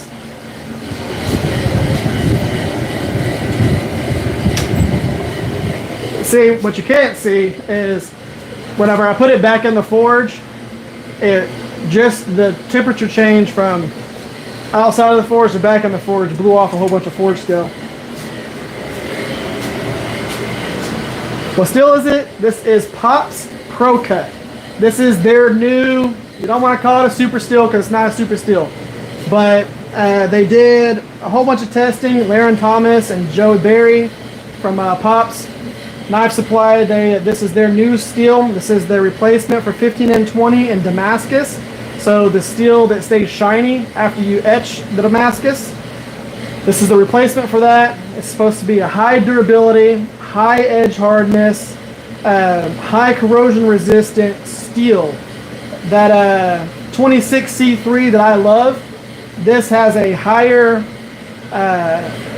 edge retention, so it's going to have a easier to get a harder edge, which is crazy because I get some ridiculously hard edges on that, and it's supposed to have more durability than a 26C3. But if you don't know what 26C3, it's also known as Hitachi White, and then there's also Hitachi Blue. Those are both, I think it's Shirogami and Aogami. Yes, something like that. Aogami, whatever. It's Japanese steel. And yes, those guys are pretty awesome. I love that steel. And this is supposedly going to be better than that. So I made a chef out of it. Made two chefs. I made a test one and one that I'm going to sell. This is the one that's going to sell. The other one's staying with me. And I'm making an EDC. I'm going to play with the profile on this a little bit. And I've got a nice super thin edge. So we're going to see what the actual real durability is like without having some massive thickness behind the spine. If it's going to be durable, I'll find out real quick. By crucible steel, correct. The cool thing about 26C3 or the Hitachi White and Hitachi Blue is you get really cool.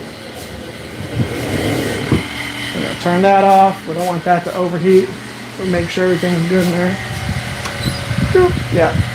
So whenever you fills after you heat treat them, you get a really cool heat treat process. So you can create hamones with it, like you see in katanas and things like that. Really beautiful hamones by putting clay on the spine. You can get really cool alloy banding in it, almost to where it looks like Damascus, even though it's not. It's just super awesome, like you would from like Woots. Yep. So you can actually New Jersey Steel Baron. They have bought out that that steel more or less. So they are the American vendor for Hitachi White and Hitachi Blue. The difference between Hitachi White and Hitachi Blue is Hitachi White can get a more durable, well, Hitachi White gets a harder edge, and you can have crazy edge hardness. The Hitachi Blue gives you hardness and durability. So there's people that like the Hitachi Blue more than Hitachi White, but I like Hitachi White. But it's not cheap. It is expensive steel. New Jersey Steel Baron is like the only people in America that sell it, and it is not cheap. But we got that. Like I showed y'all a minute ago, or earlier, one of the ones that I'm going to be working on, this is a video that's going to be coming out whenever I finish this build. So it's going to be an actual video of me making the whole entire thing. This is, of course, just the wood version of it to make sure that all of the dimensions and everything are where they need to be because of how intricate the handle has got to be. And making sure that my hand actually fits it and it's a wieldable thing. But this is going to have really cool layers to all the pieces. Really cool finishes. This is just the wood model of it. And it is going to be absolutely nuts. It is a hybrid between a trench knife and a saber.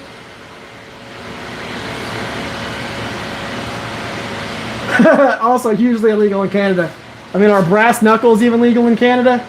Because this is brass knuckles basically attached to a very long blade. But yes, this is going to be something that's really cool. I'm going to have really cool finishes and textures on this. There is not another one of those anywhere in existence. You can Google it as much as you want. This is a one-off designed by me. Designed, created, everything. No one's made it, doesn't exist.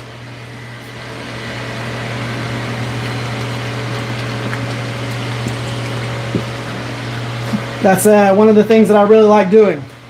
The war scythe that I made, it's the only war scythe like it on the internet.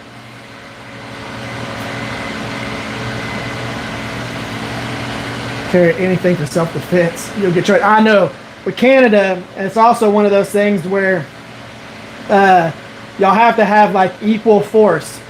So if someone's trying to stab you, you can only defend yourself with equal force. You can't shoot them.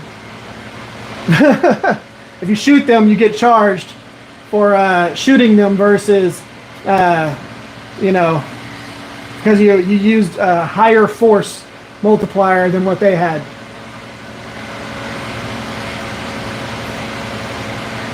I know, you'll buy them for, no, you'll buy like the foam versions of them or whatever. I know, but I have things where people have copied it like that. Have you ever made a katana out of actual katana steel? So you're talking about, have I ever used bloom steel?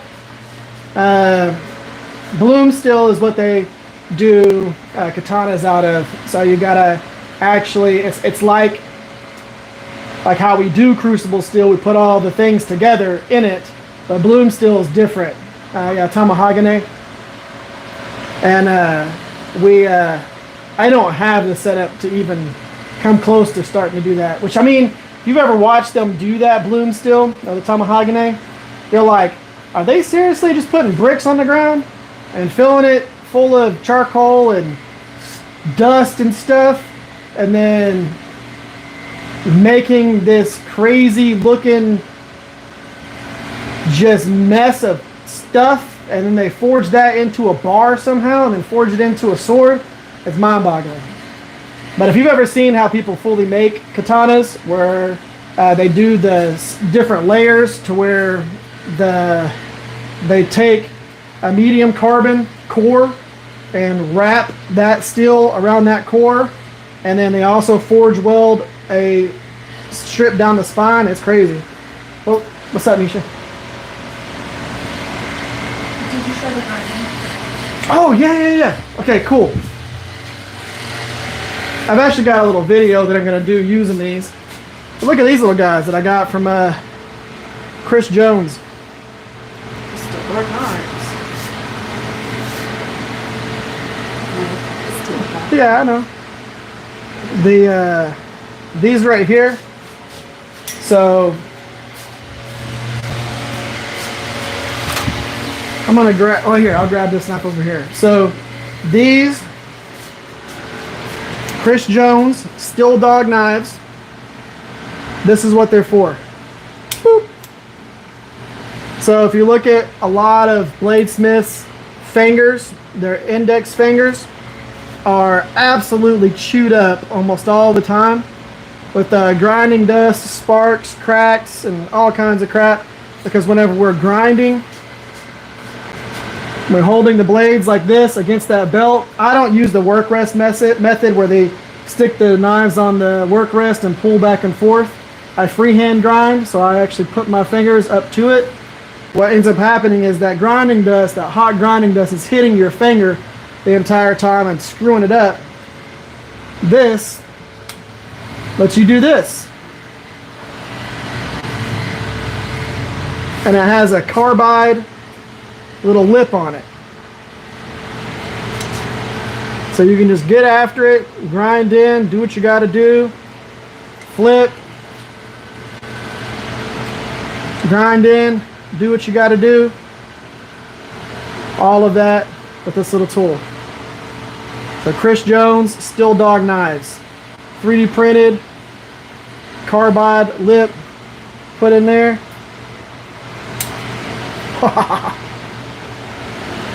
I don't have a link, but I'll figure out where his stuff is. It should just be steeldogknives.com. If I'm right, it's steeldogknives.com.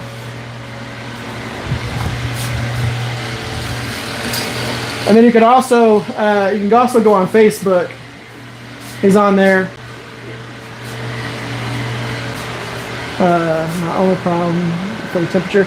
So that's kind of true. If you are getting really hot like that, you can just take your thumb behind it. So just like this, you're not going to get all that grinding dust all over your fingers, but that's all you would do.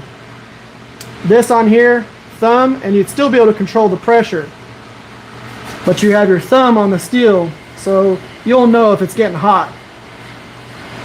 You don't have to just do this right here, which is what you can do. But you can just come across, hold it like this, boop, and have that thumb on the back side. Feel the temperature the whole entire time. Another little way to hold it if you were worried about that. The thing is with him is I'm pretty sure he has a water system that he uses. So whenever he's grinding, because he grinds all of his blades after heat treat, every single one of them. And he grinds his blades thin. I'm talking about super thin. He primarily does chef knives.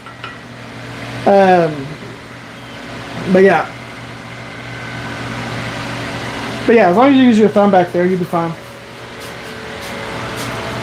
But we got this knife doing its thing, cooling down, and I think we're good. I'm gonna go out here where the weather's really nice and chill. I think that next weekend my wife has a training. Nisha, what time is your training next week? I don't know what she said. She said words. What time did you say? Until 3:30. When did it start?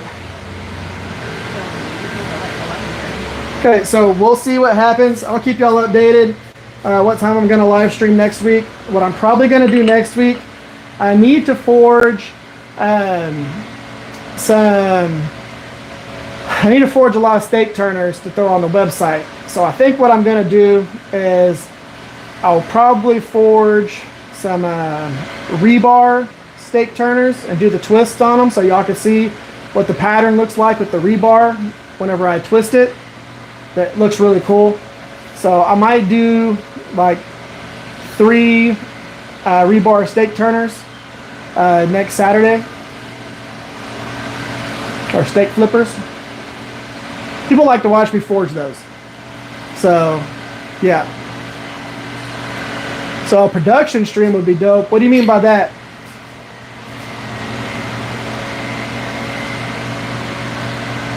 Like actually putting stuff together?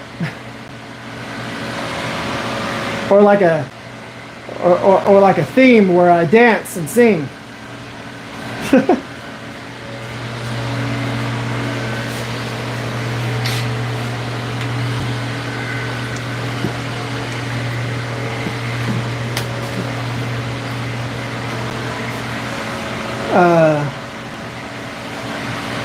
So you forge in 3 hours.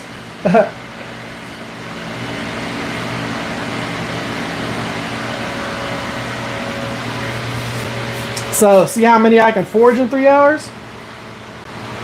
Dancing and singing for sure. Okay, well that I might do. Depending on how hot it is, I might do something like that. Just keep forging them. Because I know that I can do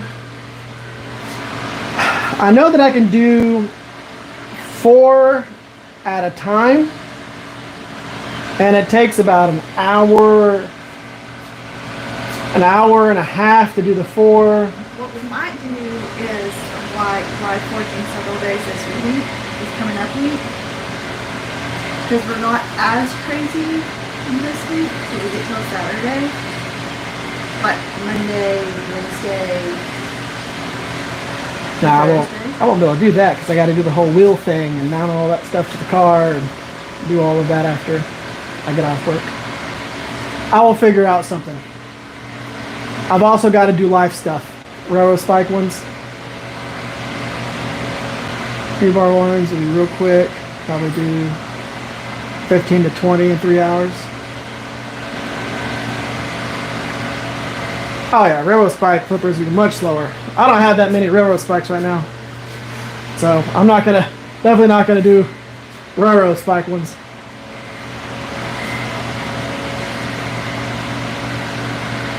Yeah, and it's all got to make sense because if it's 110 degrees outside, I don't know if I want to do that.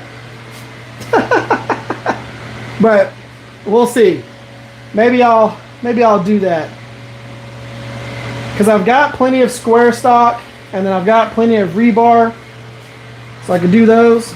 The deal is it has to make sense too, because a lot of this stuff needs to be sold. So whatever I do, they need to be as clean as possible and everything. On how many he gets done. Y'all trying to brutalize me. Not young like y'all. Okay. I think I can do that. So I'll have all the stock, but I've got to figure out when it's going to make the most sense, because if Nisha is at her training, it would just be me and the kids. So I'll figure something out. We'll make something happen. Soak your shirt with water, put a big fan on you. Yeah, if I wasn't talking to y'all, I might be able to do that. Wet t-shirt contest.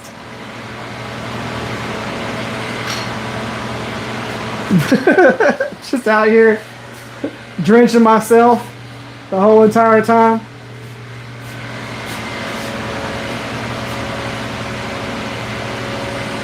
Yeah, we'll look at it, and either way, I'm going to be forging stake flippers, whether I'm forging a whole bunch of them or whether I'm forging a couple of them.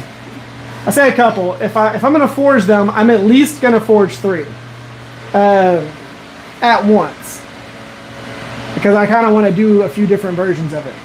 But I think for right now, let's go ahead and call this. I'm gonna go inside, eat some lunch.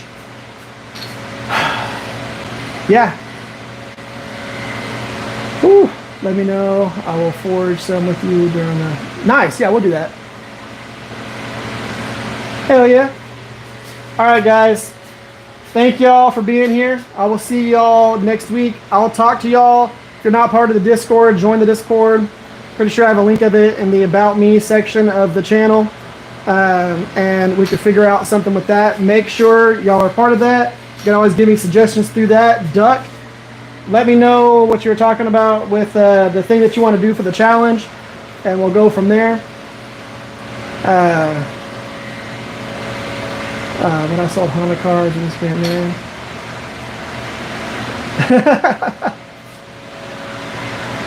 Yeah, good old Honda. Did that for a while. Guys, thank y'all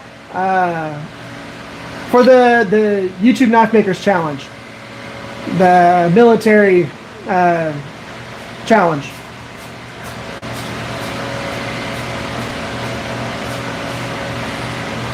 That blade that I was showing earlier, that may or may not be for that challenge. Y'all are the only people that have seen it. So, yep, y'all and Steve Jennings. I texted him the stuff. But yeah, guys, thank y'all. Y'all are awesome. I will catch y'all on the next live stream.